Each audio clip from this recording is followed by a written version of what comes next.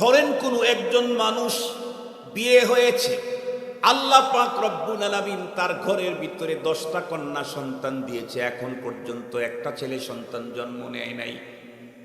মেয়েটার বাবার বাড়িতে বাবা নাই, মা নাই, ভাই নাই, কিচ্ছু নাই।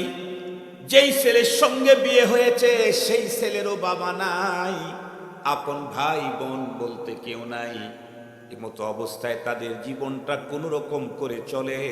হঠাৎ করে একদিন দুর্ঘটনা, অ্যাক্সিডেন্টে লোকটা যদি মারা গেল, বলুন তো দেখি এই মহিলার মাথার উপরে হিমালয়ের চাইতে বড় পর্বত পতিত হলো কিনা? 10টা কন্যা সন্তান, বাবার বাড়িতে তার কোনো ছায়া নাই, কোনো হেল্প নাই, কোনো সহযোগী নাই, শেল্টার দেওয়ার কেউ নাই, শ্বশুর বাড়িতেও কেউ নাই। শুধুমাত্র কেবলমাত্র অবলম্বন হলো তার স্বামী। স্বামীটাও আকস্মিকভাবে যদি মরে যায়, এই মেয়েটার মাথার উপরে হিমালয়ের চাইতে বড় পাহাড় বন্ধুরা আমার চেপে বসলো। অবশ্যই এই দুঃখ আর বেদনার কারণে মেয়েটি কান্না করবেই, মনের অজান্তেই চোখের পানি চলে আসবে। শরীয়ত বন্ধুরা আমার মুসলমানদেরকে বলে দিয়েছেন, তোমার যদি আসমান ছোঁয়া কোনো মুসিবত তোমার মাথার উপরে পড়ে, তুমি কান্না করতে পারবা। চোখের 2 কর্নার দিয়ে অস্ত্রগুলি তুমি মুসুলদারে বের করে দিতে পারবা। পানির ফোঁটাগুলি তুমি একের পর এক মোতাওয়ালিয়া বের করতে পারবা। কিন্তু খবরদার, কান্না করতে গিয়া তুমি যদি বিলাপ করো, তাহলে কিন্তু এই পারমিশন তোমার জন্য নাই। তাহলে একজন মানুষ দুনিয়াতে কান্না করবে, সেখানেও ইসলাম মুসলমানদেরকে নীতিমালা দিয়েছে, কান্না করো, বুকের উপরে এইভাবে ঠাস ঠাস করে মারতে পারবা না, জমিনের উপরে পড়বা, নানা রঙের কথা বলে বলে তুমি বিলাপ করবা। এই বিলাপের অনুপতি কোনো মুসলমানের নাই। ভালো করে বুঝবেন, একজন মানুষ দুঃখে পড়ে কান্না করবে, সেখানেও ইসলাম আমাকে স্পষ্ট নীতিমালা দিয়েছেন। আর একজন মুসলমান মনে করেন এত বেশি আনন্দ তার জীবনে এসেছে, যেই মানের আনন্দ জীবনে সে কোনোদিন কল্পনাই করে নাই। এত বড় সফলতা যদি ওই লোকের অর্জন হয়, আনন্দের কারণে তো মানুষ হাসবেই, এটাই স্বাভাবিক। কিন্তু হাসি দিতে গেলেও ইসলাম মুসলমানদেরকে হাসি দেওয়ার ব্যাপারেও স্পষ্ট নীতিমালা দিয়েছে। একজন মুসলিম যেমন তেমন হাসি দিতে পারে না। তাফসীরের কিতাব খুলে দেখেন, মানুষ যে হাসি দেয়, এটা 3 প্রকারের হাসা মানুষ হাসতে পারে। আমরা প্রত্যেকেই জানি, আমাদের প্রত্যেকের একাধিক পরিচয় আছে। প্রতিটি মানুষের একাধিক পরিচয় আছে। যেমন আমি আমার কথাই বলছি, আমার একটা পরিচয় আছে, আমি একটা মাদ্রাসার প্রিন্সিপাল। একটা পরিচয় আছে, আমি একটা মসজিদের খতিব। আমার একটা পরিচয় আছে, সাংগঠনিক পরিচয়, আমি একটা সংগঠনের চেয়ারম্যান। আমার আর একটা পরিচয় আছে, আমি একটা ফ্যামিলির সদস্য, গোষ্ঠীগতর দিক থেকে আমরা খান বংশের। এই জাতীয় একজন মানুষের অনেক পরিচয় থাকে, একজন মানুষের অনেক পরিচয় থাকে। তবে মানুষ যত দূরে যায়, তত বড় পরিচয়ে পরিচিত হতে হয়। কাছে থাকলে ছোট পরিচয়ে পরিচিত হওয়া যায়, দূরে গেলে বড় ব্যাপক পরিচয়ে পরিচিত হতে হয়। যেমন আপনাদের ভেন্ডাবাড়ি, এই গ্রামের এক মহল্লার ছেলে আর এক মহল্লায় চলে গেছে। ওই মহল্লার কোনো মুরব্বী তাকে চিনছে না। যদি জিজ্ঞেস করে, বাবা তোমাকে তো চিনলাম না, তোমার পরিচয়? তেরি সে তার বাবার নাম,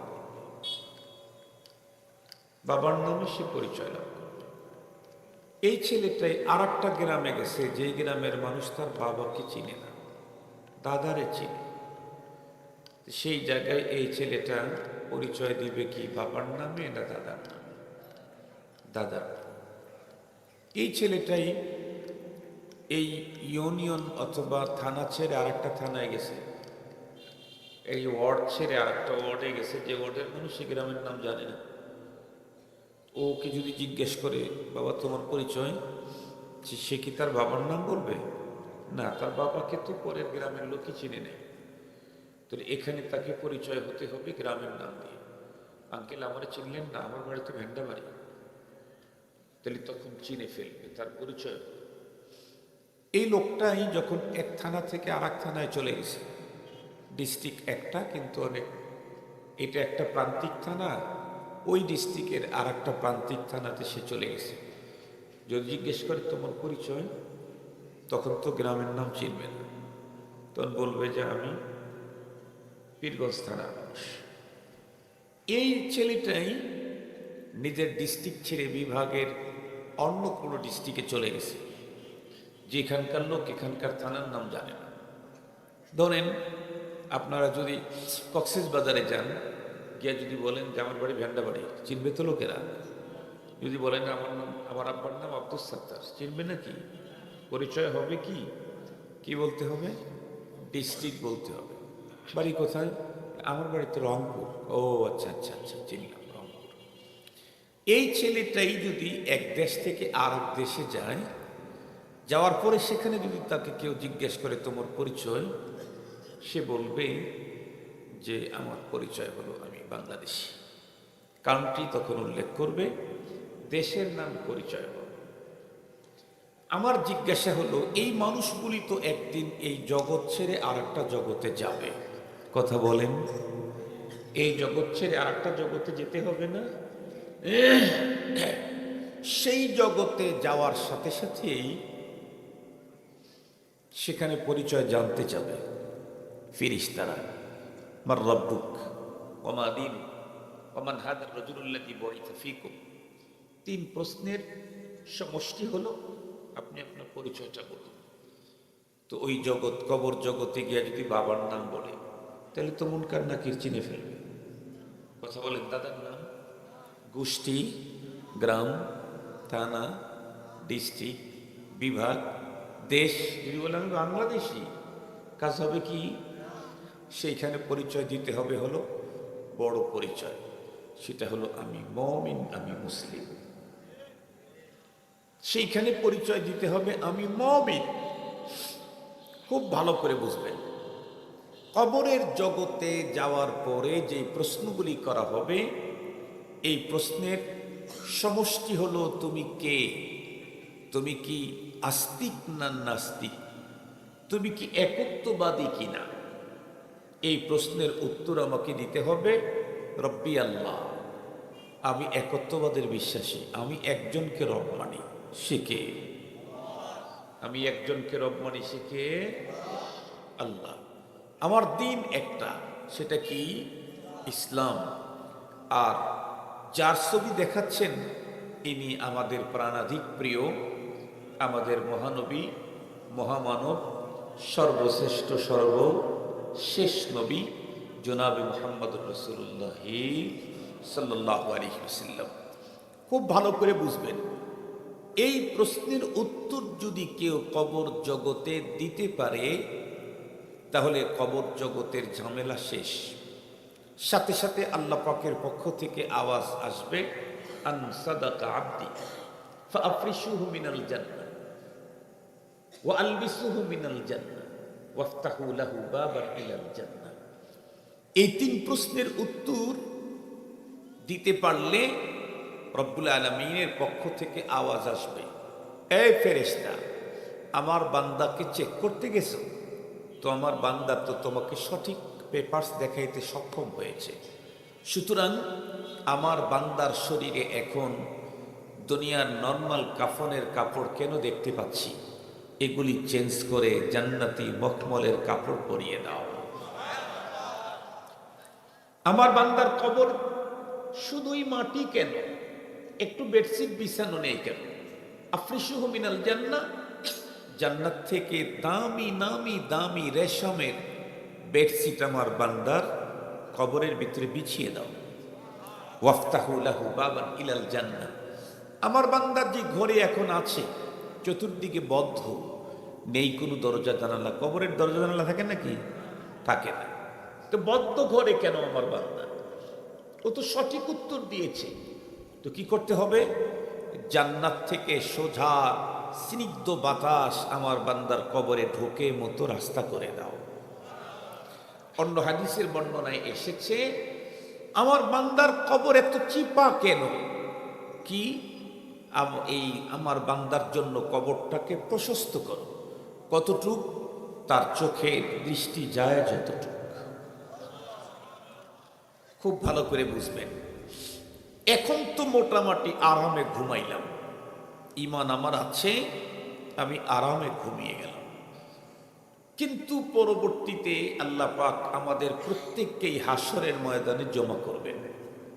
আমাদের মহানবী সাল্লাল্লাহু আলাইহি ওয়াসাল্লাম উনিও রওজায়ে আতহার থেকে তার দুই সাহাবীর কাঁধের উপরে ভর করে হাসরের ময়দানের দিকে এগুতে থাকবে। হযরতে আবু বকর, হযরতে ওমর রাদিয়াল্লাহু আনহুম। সেইখানে আমাদের আবার চেক হবে, আবার জিজ্ঞাসা হবে। আল্লাহ পাকের কোরআনে আল্লাহ তাআলা বলেন, সুম্মা লাতুসআলুন্না ইয়াওমাইযিন আনিন নাঈম। তোমাকে যত নেয়ামত দেওয়া হয়েছে, চোখ, মুখ, নাক, কান, গলা, বডি, হার্ট, হৃৎপিণ্ড, প্যানক্রিয়াস, ফুসফুস, লিভার, এক কথা তোমার শরীরের যতগুলি পার্টস, ইভেন তোমার গাড়ি, তোমার বাড়ি, তোমার নারী, তোমার টাকা, তোমার সম্পদ, তোমার চেয়ার, তোমার পাওয়ার, এই জমিন, এ ঘাস, এ গাছ, এক কথা যত নেয়ামত আমাকে দেওয়া হয়েছে, সমস্ত নেয়ামতের পাই পাই হিসাব নেবেন। আল্লাহ পাকের রাসূল এটার ব্যাখ্যা করতে গিয়ে বলেন, লা ইয়াজালু কদমা ইবনু আদম হাত্তা ইউসআলা আন খামসিন। একজন মানুষ পরপারে আবারও 5টা প্রশ্নের উত্তর না দিয়ে এক কদম সামনে আগে বাড়াবার কোনো সুযোগ নেই। খুব ভালো করে বুঝবেন, সেই দিন আমি যদি মালিকের সামনে তার প্রশ্নের উত্তর কমপ্লিট করতে পারি, তাহলে হলো চূড়ান্ত সফলতা। চূড়ান্ত সফলতা, রবের পক্ষ থেকে বর্ডার আসবে, আমার বান্দাকে তার ঠিকানা জান্নাতে পৌঁছিয়ে দাও। জান্নাত সে তো এমন জায়গা যেখানকার প্রত্যেকটা কাজ এমন নিপুণ হাতে তৈরি হয়েছে। রব্বুল আলামিন বলেন, মা লা আইনুন রাআত। কিয়ামত পর্যন্ত পৃথিবীতে অনেক অত্যাধুনিক অনেক কিছুর আবিষ্কার হবে, কিন্তু জান্নাতে আমি যেগুলি সেটিং ফিটিং দিয়েছি, এগুলি পৃথিবীতে কেউ কোনোদিন দেখে নেই, কেউ দেখে নেই। ওয়ালা উযুনুন সামিআত, দেখে তো নাই জীবনে কোনোদিন কারো কাছ থেকে গল্পও শুনে নাই, গল্প তো শুনে নাই। ওয়ালা খাতারা আলা কলবি বাশার, মানব আত্মা, মানুষের ধ্যান, চিন্তা, চেতনা, থিসিস, গবেষণা এই জগতে কোনোদিন উদ্রেকই হয় নাই যে এই জাতীয় হইতে পারে। মানুষ যা ভাববে তার চাইতে অনেক ঊর্ধ্বে রব্বুল আলামিনের সেটিং ফিটিং আছে হলো জান্নাতে। সুবহানাল্লাহ বলার সুযোগ আছে নাকি? মুহতারাম হাজিরিন, আমরা পরপারে যদি রব্বে করিমের আদালতে নিরঙ্কুশ নিজেকে মুক্তির পথে আগায় নিতে চাই, তাহলে আমাদেরকে একটা কথা মনে রাখতে হবে, সেটি হলো দিন ইসলাম ছাড়া আর কোনো গতি নেই। ইসলামকেই মানতে হবে, ইসলাম ছাড়া অন্য কোনো ধর্ম না। কোরআনে হাকিম আল্লাহ তাআলা বলেন, ইন্নাদ-দীনা ইনদাল্লাহিল ইসলাম। দিন আল্লাহ পাকের কাছে একটাই, সেটা হলো ইসলাম। আল্লাহ পাক আরো বলেন, ওয়ামান ইয়াবতাগি গায়রাল ইসলামি দীনা ফালান ইউকবালা মিন। ইসলাম ছাড়া অন্য কোনো ধর্ম যদি কেউ অন্বেষণ করে, রব বলেন লাই ইউকবালা মিন, কশিন কালেও তা গ্রহণ করা হবে না। আমাদের দেশে অনেক ধর্ম আছে, অনেক, পৃথিবীতে অনেক ধর্ম আছে, কিন্তু রব্বুল আলামিনের কাছে গ্রহণযোগ্য ধর্ম কয়টা? আর একটু জোরে বলবেন, কি কয়টা? তার নাম কি? ইসলাম। আমি জিজ্ঞেস করতে চাই, আমাদের নুরানি মাদ্রাসা বলেন, মক্তব বলেন, হাফিজি মাদ্রাসা বলেন, জামিয়া বলেন, মাদ্রাসা বলেন, সবগুলিতে কি পড়ানো হয়? ইসলাম। কথা বলেন না কেন? কি পড়ানো হয়? ইসলাম। কি শিখানো হয়? দিন। কথা বলেন, কি শিখানো হয়? দিন শিখানো হয়। কি শিখানো হয়? কোরআন শিখানো হয়।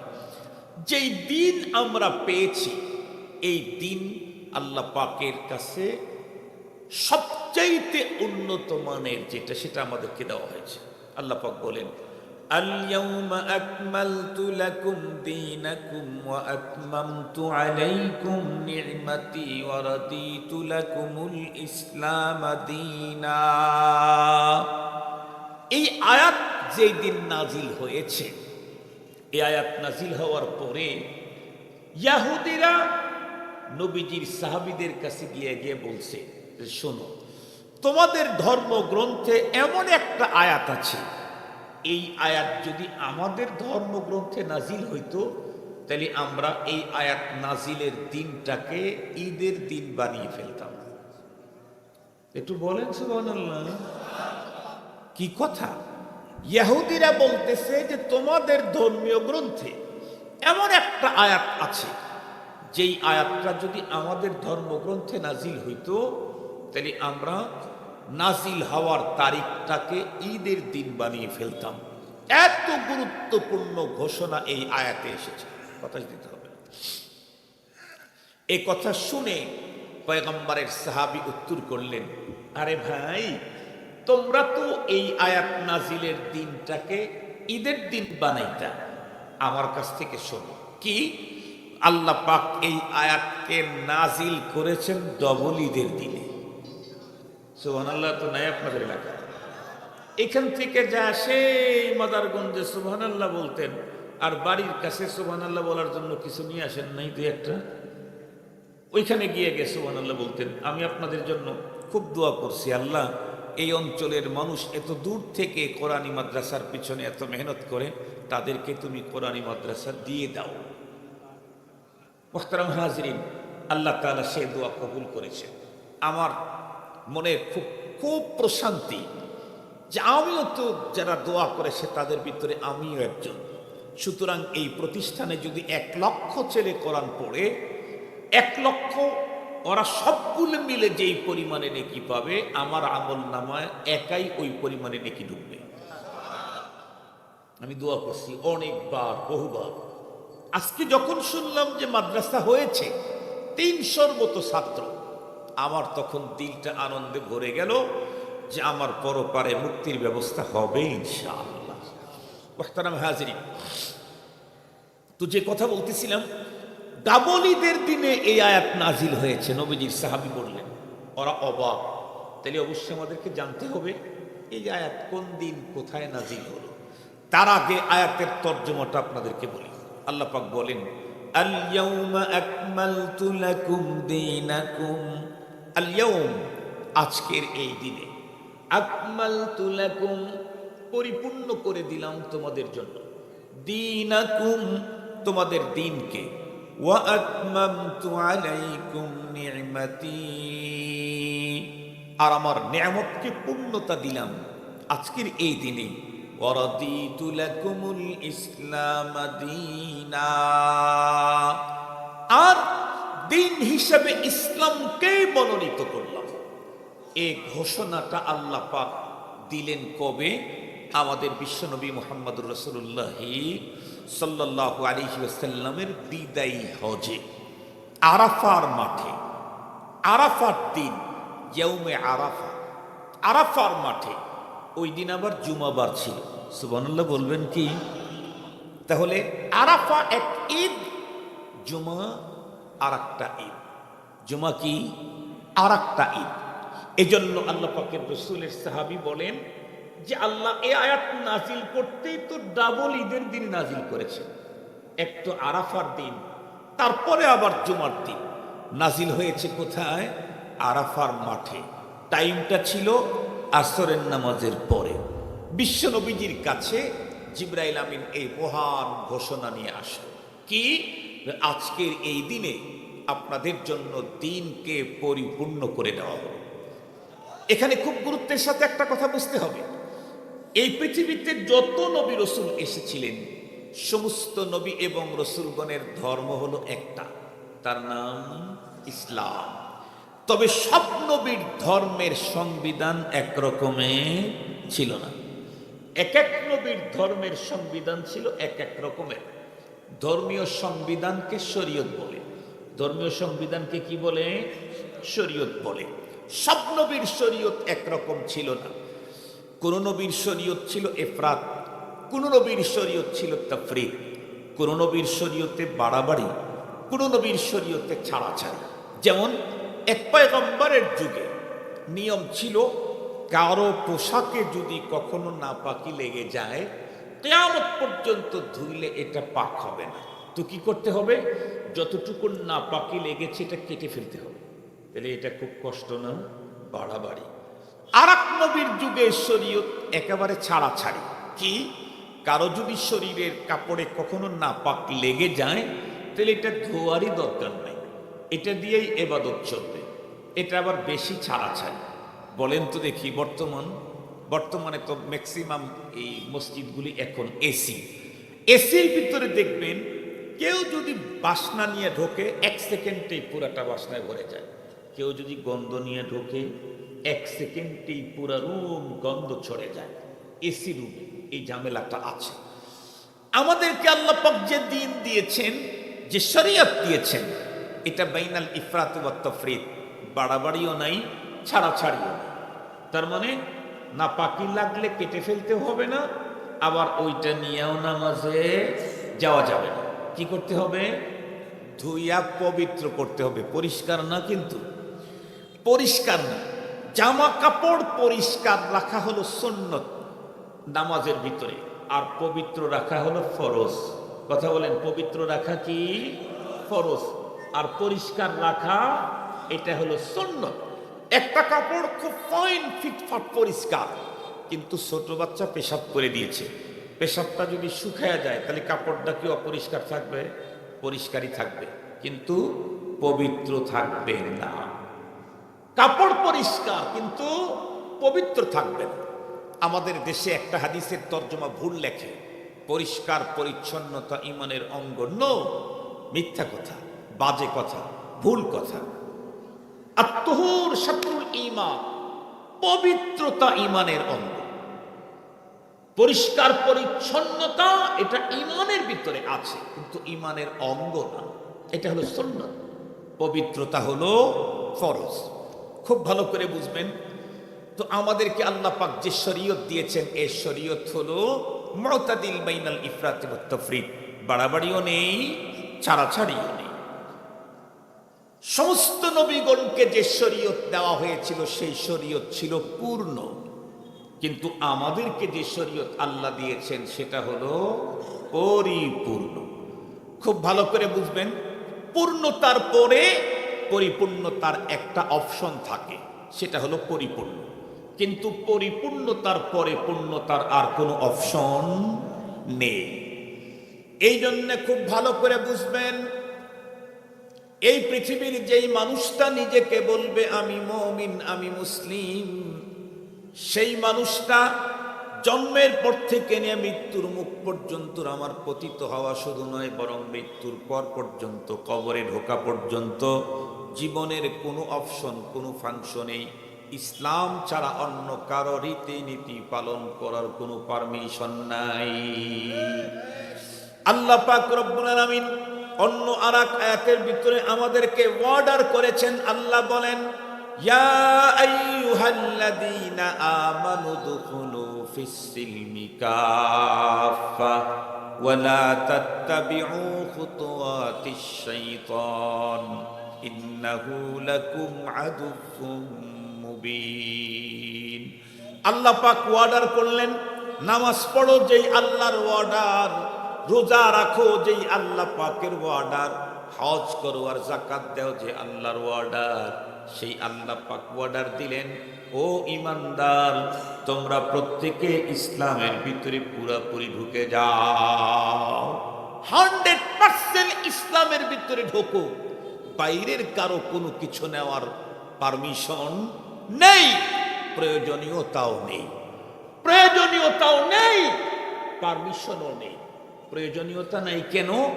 প্রয়োজনীয়তা নাই হলো এই কারণে যে আল্লাহ তাআলা কোরআন শরীফের ভিতরে ঘোষণা দিয়েছেন, আল ইয়াউমা আকমালতু লাকুম দীনাকুম, তোমাদের দ্বীনকে তোমাদের জন্য পরিপূর্ণ করে দিলাম। তোমার জীবনের এমন কোনো অপশন, ফাংশন, সেক্টর নেই যেখানে ইসলাম তোমাকে স্পষ্ট নীতিমালা দিতে পারে নাই। জীবনের সব ক্ষেত্রেই ইসলাম তোমাকে স্পষ্ট নীতিমালা দিয়েছে। সেই নীতিমালার অধীনেই তুমি তোমার লাইফ কাটাতে হবে। যদি না কাটাও তাহলে আমার আদালতে তোমাকে আসামির কাঠগড়ায় দাঁড়াবে। মুসলমান ভাইরা রে, আমার লম্বা কথা বলতে চাই না। ইসলাম যে আমাদেরকে কমপ্লিট জীবন বিধান দিয়েছেন, জীবনের এমন কোনো অপশন ফাংশন নাই যেখানে ইসলাম আমাকে কমপ্লিট স্পষ্ট নীতিমালা দেয় নাই। তার জ্বলন্ত প্রমাণ দুইটা কথা, তিনটা কথা মাত্র বলবো। বন্ধুরা আমার, অনেক বড় বড় কথা বলবো না, ছোট্ট ছোট্ট কথা বলবো।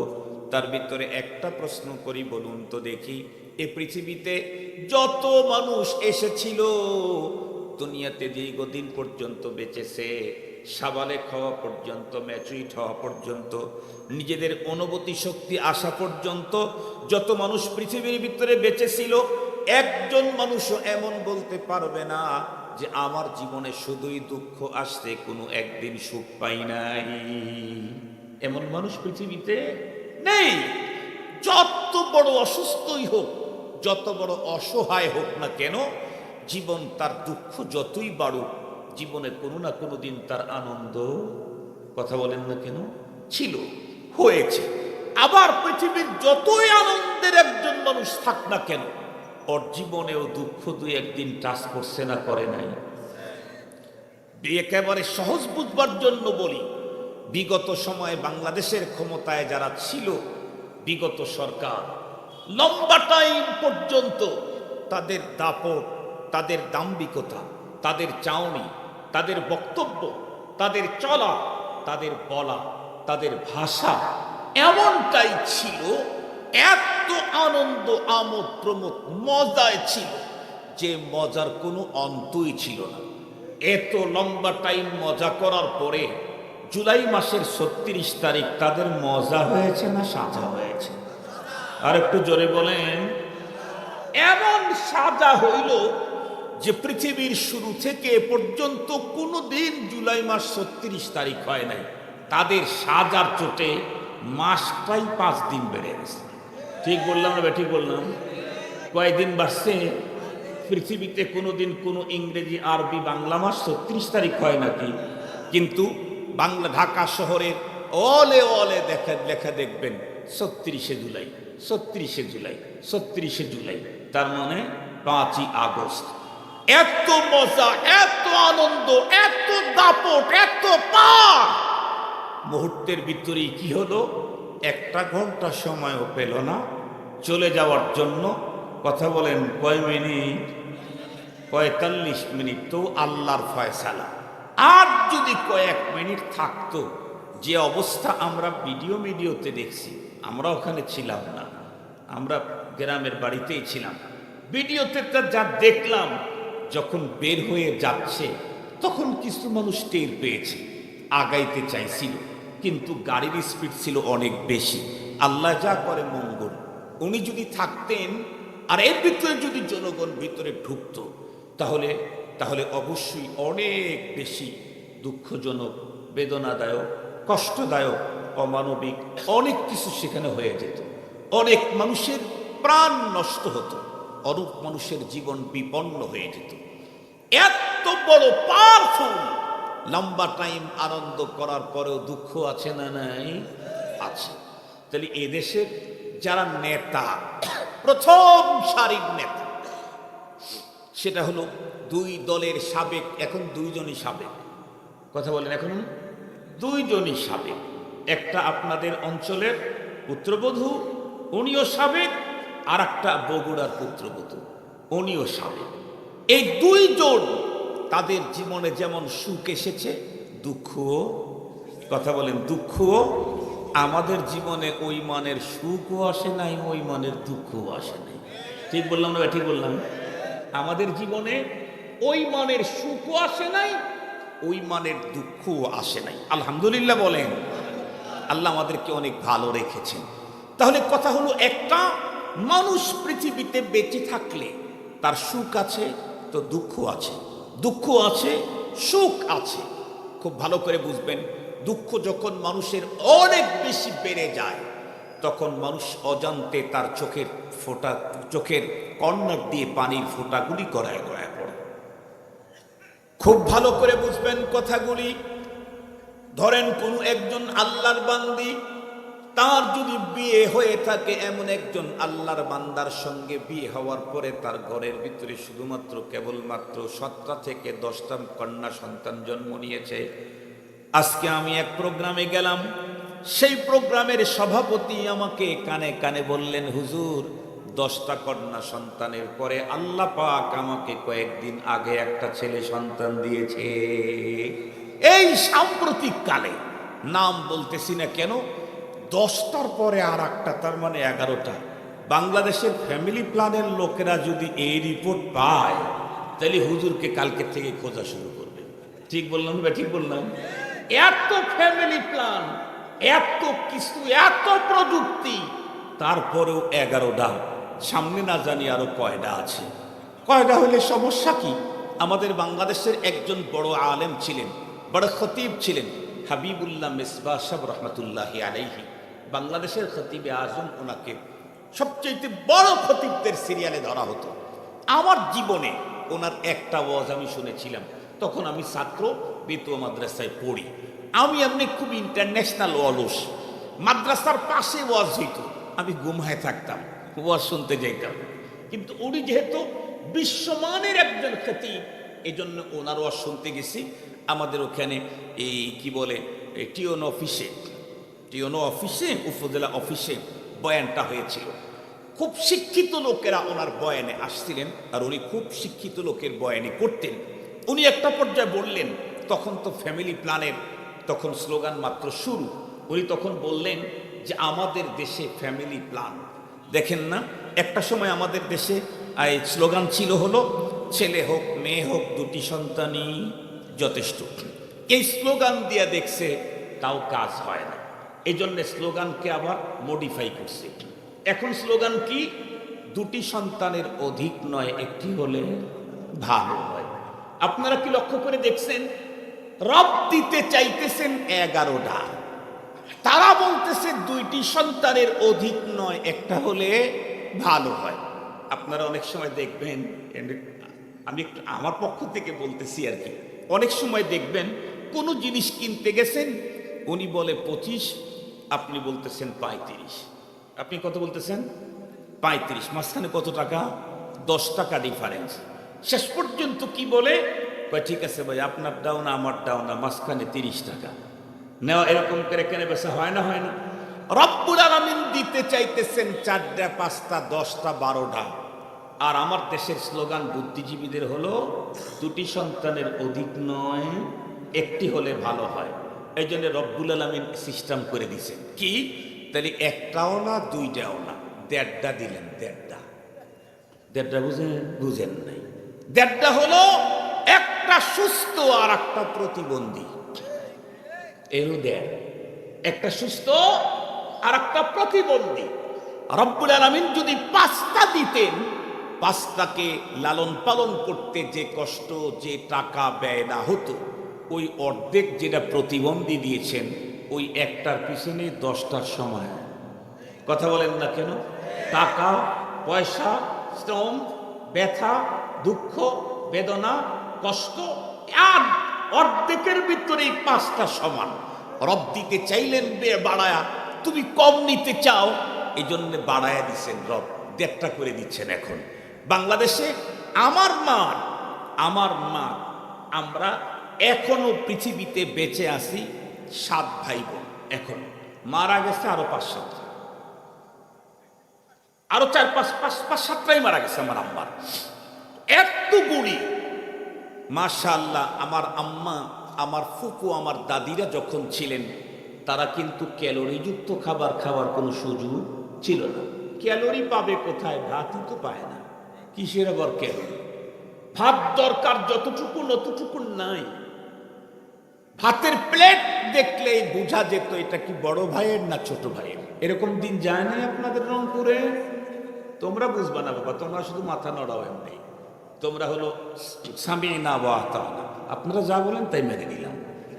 তোমরা দেখো না, আমরা দেখছি, এই ভাই দেখছে, আমাদের হুজুর দেখেছে, ক্যালোরিযুক্ত খাবার পায় নাই, কিন্তু তখন সন্তান প্রতিবন্ধী হয় নাই।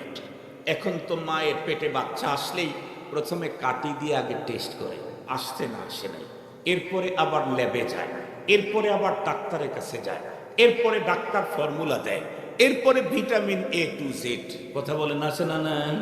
ভিটামিন A to Z, এরপরে আর কোনো অক্ষরও নাই, ভিটামিনও নাই। সব দেওয়ার পরেও এত প্রতিবন্ধী কেন তৈরি হবে? আজকের মা তো ক্যালোরিযুক্ত খাবার খায়, মেডিকেটেড খাবার খায়, পরীক্ষিত খাবার খায়, স্বাস্থ্যসম্মত খাবার খায়, বারবার ডাক্তারের কাছে যায়, চেক হয়, টেস্ট হয়, তারপরেও কেন এত প্রতিবন্ধী? আগে তো মা খাইতেই পাইতো না, তারপরেও কেন প্রতিবন্ধী হয় নাই? কারণ রব যা দিতে চায়, রবের সাথে কেউ উল্টা পথ ধরলে রব তার 12টা বাজায় দেয়। মুসলমান ভাইরা রে আমার, সেদিকে যেতে চাই না। আমি শুধু বলতেছিলাম, ধরেন কোন একজন মানুষ বিয়ে হয়েছে, আল্লাহ পাক রব্বুল আলামিন তার ঘরের ভিতরে 10টা কন্যা সন্তান দিয়েছে, এখন পর্যন্ত একটা ছেলে সন্তান জন্ম নেয় নাই। মেয়েটার বাবার বাড়িতে বাবা নাই, মা নাই, ভাই নাই, কিচ্ছু নাই। যেই ছেলের সঙ্গে বিয়ে হয়েছে সেই ছেলেরও বাবা নাই, আপন ভাই বোন বলতে কেউ নাই। এমতো অবস্থায় তাদের জীবনটা কোনো রকম করে চলে। হঠাৎ করে একদিন দুর্ঘটনা, অ্যাক্সিডেন্টে লোকটা যদি মারা গেল, বলুন তো দেখি এই মহিলার মাথার উপরে হিমালয়ের চাইতে বড় পর্বত পতিত হলো কিনা? 10টা কন্যা সন্তান, বাবার বাড়িতে তার কোনো ছায়া নাই, কোনো হেল্প নাই, কোনো সহযোগী নাই, শেল্টার দেওয়ার কেউ নাই, শ্বশুর বাড়িতেও কেউ নাই, শুধুমাত্র কেবলমাত্র অবলম্বন হলো তার স্বামী। স্বামীটাও আকস্মিকভাবে যদি মরে যায়, এই মেয়েটার মাথার উপরে হিমালয়ের চাইতে বড় পাহাড় বন্ধুরা আমার চেপে বসলো। অবশ্যই এই দুঃখ আর বেদনার কারণে মেয়েটি কান্না করবেই, মনের অজান্তেই চোখের পানি চলে আসবে। শরীয়ত বন্ধুরা আমার মুসলমানদেরকে বলে দিয়েছেন, তোমার যদি আসমান ছোঁয়া কোনো মুসিবত তোমার মাথার উপরে পড়ে, তুমি কান্না করতে পারবা, চোখের 2 কর্নার দিয়ে অস্ত্রগুলি তুমি মুসলদারে বের করে দিতে পারবা, পানির ফোঁটাগুলি তুমি একের পর এক মোতাওয়ালিয়া বের করতে পারবা। কিন্তু খবরদার, কান্না করতে গিয়া তুমি যদি বিলাপ করো, তাহলে কিন্তু এই পারমিশন তোমার জন্য নাই। তাহলে একজন মানুষ দুনিয়াতে কান্না করবে, সেখানেও ইসলাম মুসলমানদেরকে নীতিমালা দিয়েছে, কান্না করো, বুকের উপরে এইভাবে ঠাস ঠাস করে মারতে পারবা না, জমিনের উপরে পড়বা, নানা রঙের কথা বলে বলে তুমি বিলাপ করবা। এই বিলাপের অনুপতি কোনো মুসলমানের নাই। ভালো করে বুঝবেন, একজন মানুষ দুঃখে পড়ে কান্না করবে, সেখানেও ইসলাম আমাকে স্পষ্ট নীতিমালা দিয়েছেন। আর একজন মুসলমান মনে করেন এত বেশি আনন্দ তার জীবনে এসেছে, যেই মানের আনন্দ জীবনে সে কোনোদিন কল্পনাই করে নাই, এত বড় সফলতা যদি ওই লোকের অর্জন হয়, আনন্দের কারণে তো মানুষ হাসবেই, এটাই স্বাভাবিক। কিন্তু হাসি দিতে গেলেও ইসলাম মুসলমানদেরকে হাসি দেওয়ার ব্যাপারেও স্পষ্ট নীতিমালা দিয়েছে। একজন মুসলিম যেমন তেমন হাসি দিতে পারে না। তাফসীরের কিতাব খুলে দেখেন, মানুষ যে হাসি দেয়, এটা 3 প্রকারের হাসা মানুষ হাসতে পারে। একটা হলো তাবাসসুম, আর একটা হলো জিহিক, আর একটা হলো কাহকাহা। একটা হলো মুস্কি হাসি, আর একটা মিডিয়াম হাসি, আর একটা হলো অট্ট হাসি। বুঝে আসছে আপনাদের? অট্ট হাসি বুঝেন তো? ইসলাম আর শরীয়ত, তাবাসসুম আনন্দ পেয়েছো, খুশির সংবাদ, তাহলে তুমি মুস্কি হাসি দাও, তোমার খুশিও প্রকাশ হলো, সাথে সাথে তোমার আমল নামায় নেকি অ্যাড হয়ে গেল। না, খুশিটা তোমার এত বেশি যে মুস্কি হাসি দিয়ে এই খুশির হক আদায় হচ্ছে না। তো তুমি কি করো, আর একটু বাড়ায় হাসো, হালকা আওয়াজ করো, জেহেক হাসো, হালকা আওয়াজ করো, দাঁত দুটো একটু দেখা গেল, অসুবিধা নাই, তুমি এটা হাসো, এটা তোমার জন্য অনুমতি আছে। তোমার প্রাপ্তি যদি আসমান ছোঁয়াও হয়, এরপরেও তুমি অট্টহাসি দেওয়ার কোনো অনুমতি, কথা বলেন না কেন? অট্টহাসি কত বড় ভয়ঙ্কর, কত বড় বড় হাসি তা জানেন? একটা মাসআলা বললে আপনারা বুঝবেন। আমরা নামাজ পড়ি না, আপনারা নামাজ পড়েন তো? আজকের এশার নামাজ, আল্লাহু আকবার, নামাজ পড়া শুরু করে দিলাম, পাশ দিয়া হুজুর যাইতেছে, 6 মাস হয়ে হুজুরকে দেখি না, নামাজের মধ্যে দেখি হুজুর যাইতেছে, আমি ওনাকে সালাম দিলাম, আসসালামু আলাইকুম হুজুর, 6 মাস হয়ে দেখি না, তাহলে আমার নামাজ আছে কি? আর একটু জোরে বলেন, কেন নাই? নামাজের ভিতরে কথা বলা নিষেধ। আমি যখন কথা বলেছি তো আমার নামাজ চলে গেছে। মোহতারাম হাজরিন, শুধু নামাজটাই গেছে, অজুও কি নষ্ট হয়েছে? না না, অজু চলে যাওয়ার পরে আমি আবার আল্লাহু আকবার বলে, এখন একটু বাতাস দেওয়া যেতে পারে, আমাকে আল্লাহু আকবার বলে আমি আবার নামাজটা স্টার্ট করলে নামাজের কোনো সমস্যা নেই, অজু করতে হবে না। কিন্তু বলুন, একজন ছেলে মানুষ অথবা মেয়ে মানুষ, ছেলেই ধরেন, মেয়ে মানুষের কথা বাদই রাখলাম, একজন ছেলে মানুষ, আমি নামাজ পড়া শুরু করে দিয়েছি, হঠাৎ করে সামনে নাতিপুতি এমন এক কাজ করছে, একেবারে অট্টহাসি দিয়ে ফেলছি, বলেন তো দেখি, তাহলে কি নামাজ আছে না গেছে? আর একটু জোরে বলেন, শুধু নামাজই গেছে না অজুও গেছে? আর একটু জোরে বলেন। অট্টহাসি এমনই একটা জিনিস, যেই হাসি নামাজের মধ্যে হাসলে শুধু নামাজ ভাঙ্গে না, অজু ভেঙে যায়। বুঝাইতে পারছি আপনাদেরকে? যেই হাসিটা নামাজের ভিতরে হাসলে শুধু নামাজ ভাঙ্গে না, অজুও নষ্ট হয়। অট্টহাসি দিয়েছে নামাজের মধ্যে, তাহলে নতুন করে অজু করে নতুন করে নামাজ পড়া লাগবে। এই হাসি পুরুষদের জন্য দেওয়ারই অনুমতি নাই। কিন্তু দুঃখের সাথে বলতে হয়, আমার দেশের বর্তমান মেয়েরা, কথা বলেন, মুস্কি হাসি জানেই না, মুস্কি হাসি হারায় গেছে। দ্বিতীয় স্বাধীনতার পরে তো আরো হারায় গেছে। কথা বলেন, কথা বলেন। আমি আমার ব্যক্তিগত জীবনের ঘটনা আপনাদেরকে শোনাই। আমরা কিছু দাওয়াতের কাজ করি, এই যে আপনাদের এখানে কোরআনের দাওয়াত দিতে আসছি, আল্লাহর কথা বলতে আসছি, রসুলের কথা বলতে আসছি, ধর্মের কথা বলতে আসছি। এই কারণে অনেক সময় দেখা যায় সপ্তাহে 10 বার, 12 বার, 14 বার, 15 বার বিমানে চলাচল করতে হয়। একদিনে 2-3 বার বিমানে ওঠা লাগে, এরকমও হয়। আমাদের দেশে একেবারে এক প্রান্ত থেকে অপর প্রান্ত পর্যন্ত ডিরেক্ট বিমান খুব বেশি একটা নাই।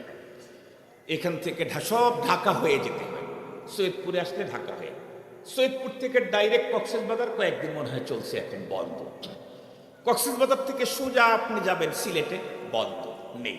কক্সবাজার গেছেন, ওখান থেকে সোজা যাবেন আপনি বরিশালে, নেই। এই ঢাকা হয়ে যেতে হয়। এই জন্য একদিনেও 2-3 বার বিমানে ওঠা লাগে। কোনো একদিন কক্সবাজারের প্রোগ্রাম, 2-3 বছর আগের কথা বলতেছি, কক্সবাজারের প্রোগ্রাম, এয়ারপোর্টে ঢুকছি টার্মিনালের ভিতরে। আমি এমনিতে টার্মিনালে ঢুকলে প্রথমে খুঁজি যে আমার মতো টুপিওয়ালা কোন হুজুর আছে, তার কাছে গিয়ে বসবো। কিন্তু টুপিওয়ালা মানুষ একটু কমই পাওয়া যায়। পরে খুঁজি যে টুপি কার আছে, আমার মতো হোক আর যার মতো হয়, টুপি আর দাড়ি কার আছে, আমি তার কাছে যাব। যদি দেখি টুপি দাড়িও নাই, তাহলে তখন চুপ করে বসে থেকে কোরআন শরীফ পড়ি, না হয় কিতাব পড়ি। এখন তো কোটি কোটি টাকার কিতাব এই ফোনেই রাখা যায়। কথা বলেন। আপনি রাস্তায় আসছি, আপনার আমাকে ফোন দিয়ে বললেন, হুজুর এই সাবজেক্টের উপরে বক্তব্য দিতে হবে, কোনো পেরেশানি নেই। গুগলে ঢুকে আরবি হলে আরবিতে বললাম, বাংলাতে হলে বাংলায় বললাম, উর্দুতে হলে উর্দুতে বললাম, ইংরেজি তো পারি না। তো যেটা বললে সাথে সাথে ট্রাফিক্স এখানে চলে আসে। একবার দেখলেই বাস, 10 মিনিট মোতালা করলে 1-2 ঘন্টা কথা বললে কোনো সমস্যা নাই। কেন? আগের থেকেই তো পুঁজিপাটটা কিছু আছে, নাকি বলেন ভাইজান? একেবারে তো খালি না, কিছু পুঁজি তো আছে, আরো কিছু অ্যাড করলাম, বাস চলে যায়। মোহতারাম হাজরি, তো একদিন ভিতরে ঢুকছি টার্মিনালে, মাঝে মাঝে হুপ হুপ করে এমন কিছু গ্রুপ ঢোকে। একদিন দেখি বসে আছি আমি একা একা, হুজুর খুঁজে পাচ্ছি না, একেবারে একা মন মরা হয়ে বসে আসতে। এক গ্রুপ ঢুকলো, তাদের পোশাকের ভাব দেখলে হাসিও পায় কান্নাও পায়। আর এক গ্রুপ ঢুকলো, তাদের পোশাকের দিকে তাকানোই যায় না। কিন্তু এই নোংরা পোশাক পরেও এয়ারপোর্টের টার্মিনালের ভিতরে খুব ভাব নিয়ে ফ্যাশন মোশন নিয়ে ঘুরতেছে, অথচ ওদিকে তাকানোই যায় না, ওরা ভাব নিয়ে ঘুরতেছে। আমার মনের মধ্যে তখন আসলো, আরে বিশ্রী ভাব নিয়ে যদি ঘুরে ঘুরে ফ্যাশন দেখায়, আমার কাছে তো ওর চাইতে উন্নত ডিজাইন ফ্যাশন আছে, ওর ফ্যাশন তো আমি চয়েস করি না। আর আমার কাছে যে ফ্যাশন আছে, ফ্যাশন আসমানের আরশের মালিকের বড় চয়েস। তা আমি আমারটাও দেখাই।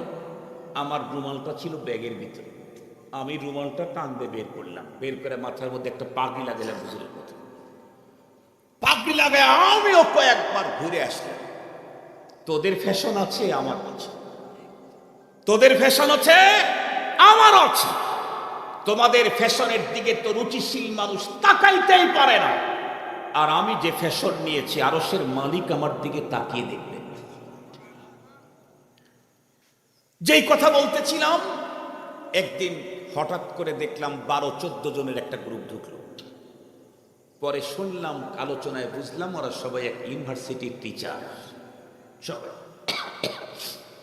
বিমানে ওঠার পরে, বিমান যখন ফ্লাই করলো, বেশ উপরে যখন ওঠা হয় তখন একটা সিগন্যাল আছে, সিগন্যালটা সিট বেল্টের সিগন্যালটা তখন চলে যায়। সিগন্যাল যখন চলে যায় তখন বিমানের ভিতরে ওঠা নামা, ওয়াশরুমে যাওয়া টাওয়া করা যায়। আর যতক্ষণ এটা বেল্টের থাকে, সিগন্যাল থাকে, ততক্ষণ বসে থাকতে হয়।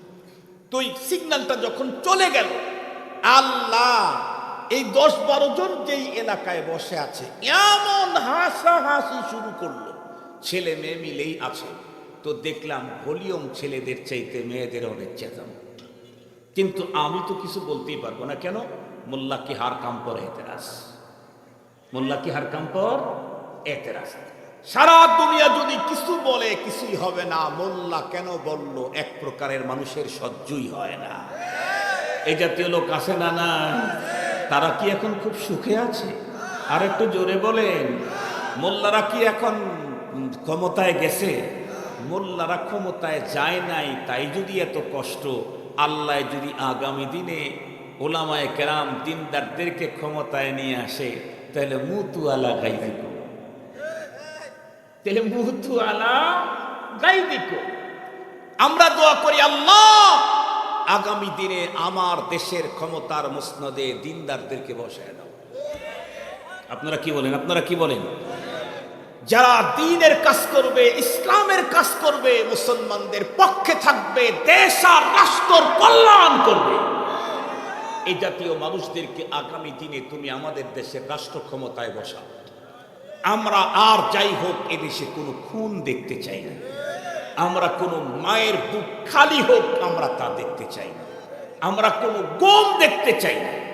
মানুষকে, নিরপরাধ মানুষকে বাসার থেকে উঠায় নেওয়া যাবে, পরে তার লাশ পর্যন্ত পাওয়া যাবে না, এই জাতীয় অবস্থা আমরা পৃথিবীতে দেখতে চাই না।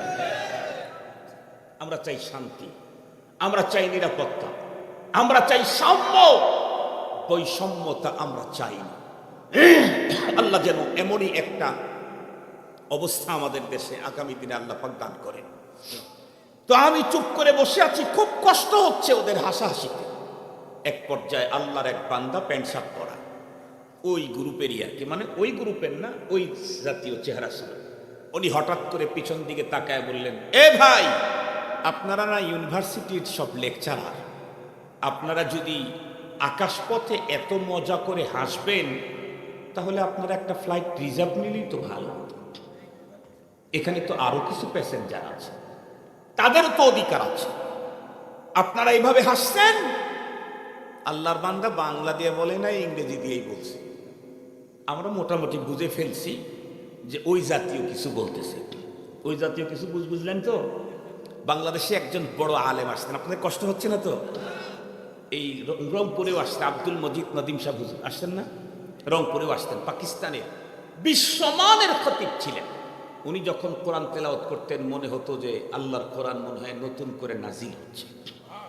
এত মধুর কণ্ঠ, এই তেলাওয়াত পৃথিবীতে আর কোনো মানুষের কণ্ঠ থেকে শোনা যায় না।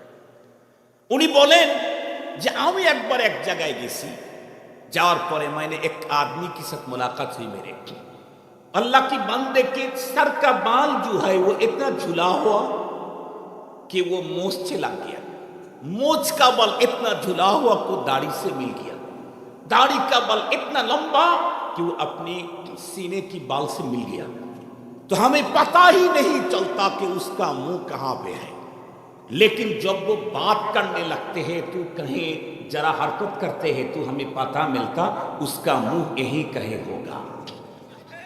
উনি কি বলতেছেন যে এমন এক লোকের সাথে দেখা হইলো যার মাথার চুল এত লম্বা এসে মোষের সাথে লেগে গেছে, মোষ এত লম্বা যা দাড়ির সাথে লাগছে, দাড়ি এত লম্বা যা বুকের চুলের সাথে লেগে গেছে।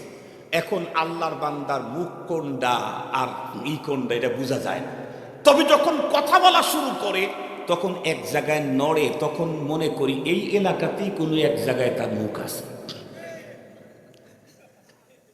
এই এলাকাতেই কোনো এক জায়গায় তার মুখ আছে। তো যে কথা বলতেছিলাম, মুসলিম নারীরা পর্যন্ত অট্টহাসি দেয়, যে হাসি পুরুষের দেওয়ার অনুমতি। মুসলিম নারীরা যদি আল্লাহর কোরআন এশার নামাজে জোর আওয়াজে পড়ে কি পরিমাণে নেকি হবে, আল্লাহর কোরআন তেলাওয়াত করলে নেকি। তাই বলে যদি কোনো মুসলিম নারী মাগরিব, বন্ধুরা আমার, এশা আর ফজরের সালাতে যদি কোরআন শরীফ জোরে পড়ে তাহলে তার নামাজ ঠিক হবে না, ভেঙে যাবে। কেন? কারণ মেয়েদের আওয়াজ, বন্ধুরা আমার, শরীয়তের ভিতরে সতর বলা হয়েছে। পক্ষান্তরে বর্তমান সময়ে মুসলমান নারীদের অবস্থা হলো এই, তারা রাস্তাঘাটে চলতে গেলেও যে অট্টহাসি দেয়। ইসলাম স্পষ্ট বলে দিয়েছে, তুমি যদি হাসি দিতে চাও সেখানেও তোমাকে ইসলামের নীতিমালা মেনে চলতে হবে। মুসলমান ভাইরা আমার, শুধুমাত্র হাসিতে আর কান্নাতে ইসলাম আমাকে নীতিমালা দিয়েছে এমনটি না, বরং খুব ভালো করে বুঝবেন, যত বড় সুখী মানুষই পৃথিবীর হোক না কেন, তাকে জমিনের ভিতরে কিছু না কিছু পায়চারি করাই লাগে। নিজের ঘরে ঢুকতে, ঘর থেকে বন্ধুরা আমার ওয়াশরুম পর্যন্ত যাইতে তো আর বিমান ব্যবহার হয় না। যত বড় টাকাওয়ালাই হোক, নিজের ঘরের সব বন্ধুরা আমার খাটের উপরে শুয়ে আছে, ওয়াশরুমে যদি যেতে চায় তাহলে কি বিমান দিয়ে ওয়াশরুমে যাওয়া যায়? পায়ে হেঁটেই যেতে হয়। যাদের আল্লাহ পাক দুইটা পা সুস্থ রাখছেন তারা পায়ে হেঁটে যেতে হয়। জমিনের ভিতরে মানুষ পায়চারি করে। আমরা যে জমিনের ভিতরে বন্ধুরা আমার পদচারণা করি, পায়চারি করি, কেমনে জমিনের ভিতরে চলবো আল্লাহ পাক তাও আমাদেরকে নীতিমালা দিয়েছেন। আল্লাহর কোরআনে আল্লাহ পাক বলেন, ওয়ালা তামশি ফিল আরদি মারহা ইন্নাকা লান তাখরিকাল আরদা ওয়া লান তাবলুগাল জিবালা তুলা।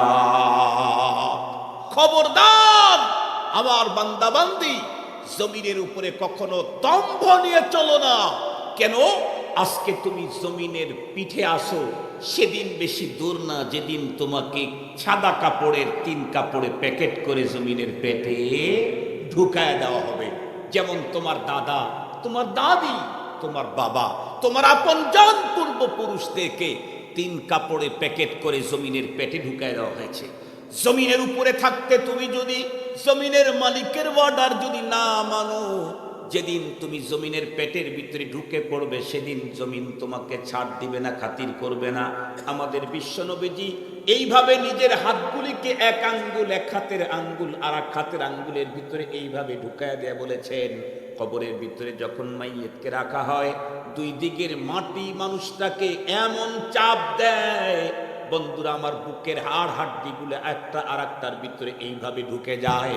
পক্ষান্তরে যেই মানুষগুলি জমিনের পিঠে চলতে ইসলামের নীতিমালা 100% মেনেছে, তখন জমিন তাদেরকে কি করে, যেমন ছোট্ট বাচ্চাকে মা আদর করে বুকের ভিতরে চেপে ধরে, এই চাপ দেওয়া, বন্ধুরা আমার, এটা যেমন আদর আর সুহাগের চাপ। এই পৃথিবীতে যেই মানুষগুলি আল্লাহর দেওয়া ইসলামের নীতি মেনে চলবে তাদেরকেও জমিন চাপ দিবে, তবে মা তার সন্তানকে চাপ দেওয়ার মতো মোহাব্বতের চাপ। মুসলমান ভাইরা রে আমার, তাহলে জমিনের ভিতরে দম্ভ নিয়ে অহমিকার সাথে চলতে নিষেধ করেছেন। সাথে সাথে কথাও বলে দিয়েছেন সত্যিকার অর্থে যারা আল্লাহ পাকের বান্দা হবে তাদের চলা কেমন হবে। আল্লাহ তাও কোরআন শরীফের ভিতরে বলেন, ওয়া ইবাদুর রাহমানিল্লাযীনা ইয়ামশুনা আলাল আরদি হাওনা ওয়া ইযা খাতাবাহুমুল জাহিলুনা ক্বালু সালামা। আল্লাহ রহমানের বান্দা যারা হয় তারা জমিনের ভিতরে বিনয়ের সাথে চলে। আপনারা দেখবেন এখনো বাংলাদেশে এমন বুজুর্গ আছে যারা জমিনের ভিতরে চলতে আল্লাহ পাকের নির্দেশ 100% মানতে গিয়ে কুল্লিল মুমিনিনা ইয়াগুদ্দু মিন আবসারিহিম, তুমি চোখকে নিচের দিকে দিয়ে সংযত করে পথ চলো, চোখকে নিম্নগামী করো। অনেক বুজুর্গ বাংলাদেশে যারা জীবনে নিম্নগামী চোখ করতে গিয়ে শেষ পর্যন্ত নিজের ঘাটটা নিচের দিকে যে নুয়ে গেছে আর সোজাই হয় না। আমি নিজের চোখে এরকম মেয়ে মানুষকেও দেখেছি এই জাতীয় টোটাল লাইফটাই সে রাস্তা চলতে কখনো বাইরে কোনো দিকে তাকায় নাই, সে এখন আর সোজা হয়ে চলতে পারে না। এরকম পুরুষ মানুষকেও আমি দেখেছি আল্লাহওয়ালা বুজুর্গদেরকে যারা চোখকে নিম্নগামী করেছে এবং বিনয়ের সাথে জমিনের উপরে চলতে গিয়ে এখন আর নিজের ঘাটটাই সোজা করতে পারেন না, বাঁকা হয়ে গেছেন। এ লোকটা দুনিয়াতে বাঁকা হলে কি হবে? রব্বে করিম তার জন্য পরপারে জান্নাতের উন্নত উপঢৌকন রিজার্ভ করে রেখে দিয়েছেন। রব্বুল আলামিন কোরআনে হাকিমে কি জানায় দিলেন? আজকের এই দিনে তোমাদের জন্য তোমাদের দিনকে পরিপূর্ণ করে দিলাম। সঙ্গত কারণে শিক্ষা বলো, দীক্ষা বলো, সামাজিক জীবন বলো, রাষ্ট্রীয় জীবন বলো, এরপরে ব্যবসা বাণিজ্য বলো, বাণিজ্য বলো, যে কোনো সেক্টরে তুমি ইসলামকেই মেনে নিতে হবে। ইসলাম ছাড়া অন্য কিছু মানার কোনো পারমিশন নেই, প্রয়োজনও, কথা বলেন, প্রয়োজনও নেই, পারমিশনও নেই। আমি যদি টোটালি ইসলামের উপরে চলতে চাই তাহলে ইসলাম আমাকে জানতে হবে। ইসলাম যদি জানতে চাই তাহলে মাদ্রাসা প্রতিষ্ঠা এবং মাদ্রাসা শিক্ষার বিকল্প নেই।